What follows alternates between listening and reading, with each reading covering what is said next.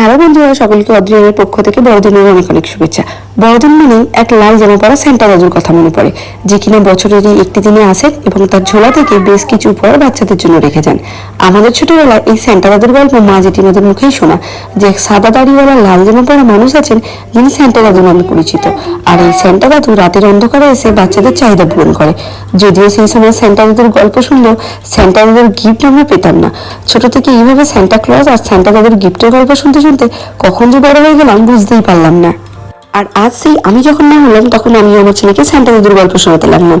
এই 24শে ডিসেম্বর রাতে সান্টা দাদু আসেন আর তোমার মতো সমস্ত বাচ্চাদের জন্য গিফট নিয়ে আসেন।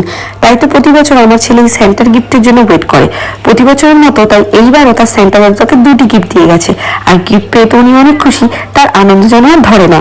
আসলে সান্টা ক্লজ বলে কিছু হয় কিনা আমার জানা নেই, তবে আমাদের বাচ্চাদের কাছে তার বাবা মাই তো সেক্টর সান্টা, যে সান্টা তাদের দীর্ঘায়ু কামনায় অনেক অনেক আশীর্বাদ করে।